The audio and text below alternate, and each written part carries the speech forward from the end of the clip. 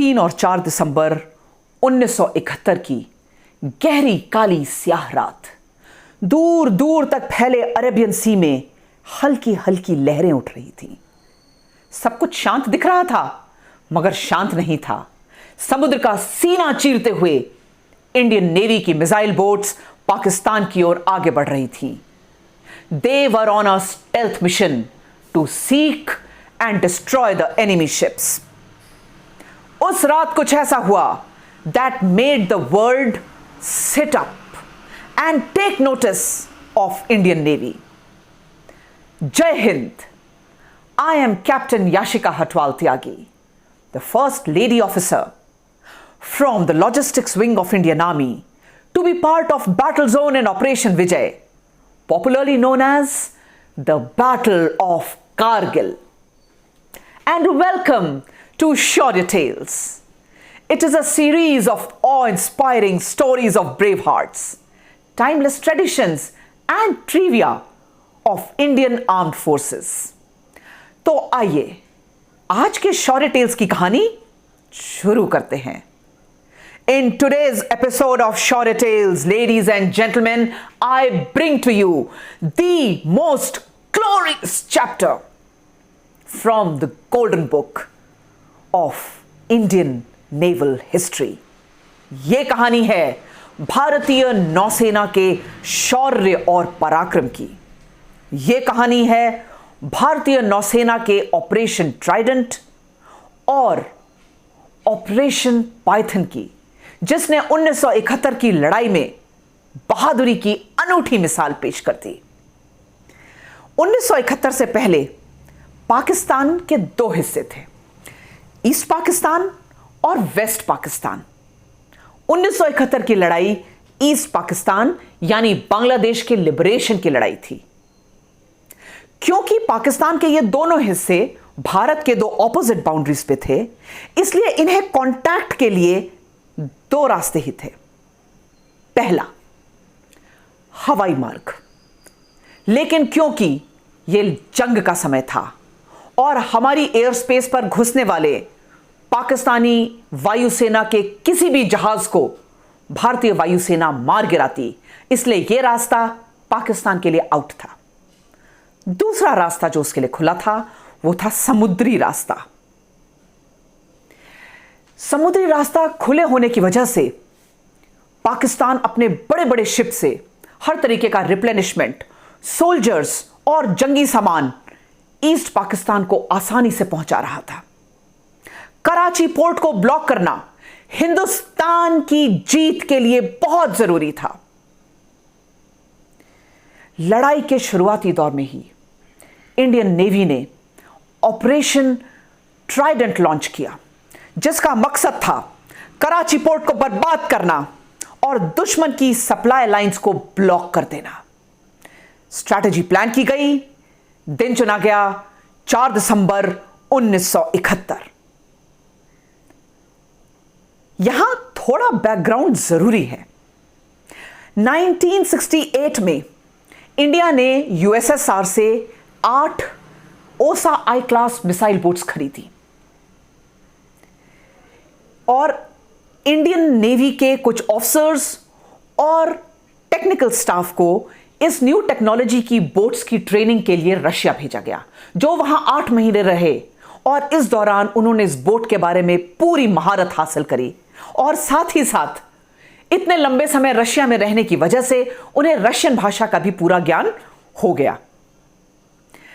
Russian भाषा की knowledge लड़ाई में हमने आगे कैसे इस्तेमाल करी, यह मैं आपको कहानी में आगे बताऊंगी।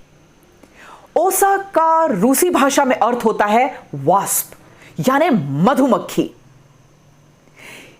अपने नाम के ही अनुसार ओसा बोट सिर्फ 35 मीटर्स ही लंबी थी और स्पीड बोट्स जैसी छोटी होने के बावजूद भी यह गजब की खतरनाक थी। क्यों? 2 वजह से। पहला यह कि इन बोट्स पे स्टिक्स मिसाइल्स लगी हुई थी। यह Styx missile ship to ship मार करने का एक अचूक साधन थी। और दूसरा, ये बोट्स रेंज आउट रडार्स से इक्विप्ड थे। रेंज आउट रडार्स उस समय के सबसे इफेक्टिव और सबसे स्टेट ऑफ आर्ट रडार्स थे। इन खूबियों के बावजूद एक कमी भी थी। These boats were not made for high seas warfare और इनका फ्यूल टैंक की कैपेसिटी भी कम थी। लेकिन अब हम तो अपना मन बना चुके थे और ऑपरेशन ट्राइडेंट में इनका इस्तेमाल आगे कैसे हमने किया और कैसे हमने सोचा कि यह एकदम सही है, सुनिए कहानी। जब ये बोट्स रशिया से लाई गई तो इन्हें हमें मुंबई हार्बर में पाकिस्तान की थ्रेट के मद्देनजर डिप्लॉय करना था और इनका नाम था अ सीक्रेट किलर 25 स्क्वाड्रन। पर एक मुश्किल सामने आ गई। मुंबई हार्बर में बड़े बड़े क्रेन्स नहीं थे, इसलिए रशिया से लाते समय इन बोट्स को कोलकाता पोर्ट के ऊपर उतारा गया। अब वहां से मुंबई तक कैसे लाएं? तो इसके लिए एक ट्रिक लगाई। हमारे बड़े बड़े नेवल शिप्स, जिन्हें फ्रिगेट्स कहते हैं, वो इन बोट्स को टो करके समुद्री रास्ते से मुंबई हार्बर तक लेकर आए। इस ट्रिक का इस्तेमाल जैसे ही किया गया, हमारे सीनियर नेवल ऑफिसर्स के दिमाग में एक हैरत अंगेज स्ट्रैटेजी ने जन्म लिया और यह स्ट्रैटेजी का इस्तेमाल ऑपरेशन ट्राइडेंट में किया गया। यह प्लान हुआ कि ओसा आई क्लास मिसाइल बोट्स को हम फ्रिगेट्स की मदद से पाकिस्तान हाई सीज तक लेकर जाएंगे। वहां से तीर की तरह ये बोट्स आगे कराची हार्बर की ओर बढ़ेंगी, अटैक करेंगी और वापस आएंगी। Radio communication will be restricted, लेकिन सिर्फ जरूरत पड़ने पर ही तीनों बोट्स आपस में कम्युनिकेट कर सकती हैं और वो भी रशियन भाषा में। देखिए, उस समय जो रशियन भाषा सीखी उसका इस्तेमाल यहां किया गया कि यदि हमारा रेडियो इंटरसेप्ट भी पकड़ा जाता है तो दुश्मन कंफ्यूज हो जाएगा, क्योंकि रूसी भाषा का डिकोडिंग करने में उसे थोड़ा टाइम लगेगा। ट्रेनिंग के दौरान सीखी गई रूसी भाषा का इस्तेमाल क्या बखूबी किया गया। प्लान के मुताबिक 3 और 4 दिसंबर की रात ऑपरेशन ट्राइडेंट शुरू हुआ। 2 फ्रिगेट्स यानी बड़े शिप्स, इनके नाम थे आईएनएस किल्टन और आईएनएस कच्छल, ये 3 ओसा आई क्लास मिसाइल बोट्स को टो करते हुए मुंबई हार्बर से बाहर निकले। जंग की रणभेरी बज चुकी। इन बोट्स के नाम थे आईएनएस निपट, आईएनएस वीर और आईएनएस निर्घट। आपके लिए जानना जरूरी है कि इंडियन नेवी के हर बोट, हर शिप और हर इंस्टॉलेशन को इंडियन नेवल शिप या आईएनएस कहा जाता है। रात की स्याह चादर ओढ़े ट्राइडेंट यानी त्रिशूल की तरह यह किलर स्क्वाड्रन कराची हार्बर की ओर आगे बढ़ा। प्लान के मुताबिक 4 दिसंबर की सुबह, ठीक उसी समय जब समुद्र का सीना चीरती हुई हमारी मिसाइल बोट्स निपट, वीर और निर्घट आगे बढ़ रही थी, इंडियन एयरफोर्स के हंटर स्क्वाड्रन ने कराची पोर्ट के ऊपर एरियल स्ट्राइक किया और वहां खलबली मचा दी। At this time our boats were in a very vulnerable situation. दुश्मन की एयरफोर्स कभी भी उन्हें स्पॉट कर सकती थी और उन्हें बर्बाद कर सकती थी, या खुले समुद्र में कोई भी सबमरीन उन्हें रडार में ले सकती थी और टॉर्पीडो से हमला कर सकती थी। But highly trained and motivated mission leader commander BB Yadav और तीनों बोट्स के captain lieutenant commander Kavina, lieutenant commander Sharma और लेफ्टिनेंट कमांडर मेहता अपने टॉप सीक्रेट मिशन पर जान की बाजी लगा चुके थे। आज दुश्मन के घर में घुसकर, उसके करीब पहुंचकर, उसके सबसे स्ट्रेटेजिक टारगेट कराची पोर्ट को नेस्तनाबूद करने की घड़ी आ गई थी। In a classic case of achieving total surprise, which is one of the basic principles of achieving success, बिना आवाज करते हुए ये जाबाज रात 11:15 बजे कराची हार्बर के नजदीक पहुंचे। दुश्मन को भनक भी नहीं लगी। आईएनएस निर्घट के रडार ने एक बड़े टारगेट को ऑब्जर्व किया। यह था पाकिस्तान का एक बहुत मजबूत destroyer, Pakistan naval ship Khyber. तुरंत टारगेट लॉक करते हुए आईएनएस निर्घट ने स्टिक्स मिसाइल दाग दी। अचूक निशाना लगा।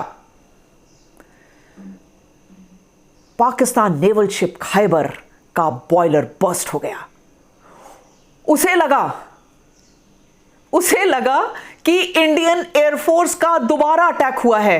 वो सपने में भी नहीं सोच सकते थे कि इंडियन नेवी ने अंदर पहुंचकर, कराची हार्बर में पहुंचकर उनके ऊपर अटैक करने का दुस्साहस कर दिया। बॉयलर बर्स्ट हुआ, शिप में पानी भरने लगा, हाहाकार मच गया। खैबर ने एंटी एयरक्राफ्ट गन से फायर करना शुरू किया क्योंकि उन्हें लगा इंडियन एयरफोर्स के जहाज उनके ऊपर अटैक कर रहे हैं। Oh my God, what an interesting situation. लेकिन बिना कोई समय गंवाए दूसरी स्टिक्स मिसाइल दागी गई और इस समय भयानक गड़गड़ाहट के साथ खैबर 2 हिस्सों में टूट गया और समुद्र की गर्त में समा गया। सामने बाकी बोट्स ने एम्युनिशन और गोले बारूद से लदा हुआ मर्चेंट वेसल वीनस चैलेंजर को नोटिस किया और एक और बहुत बड़ा पाकिस्तान का नेवल शिप सामने दिखा जो था माइन स्वीपर जहाज मुहाफिज।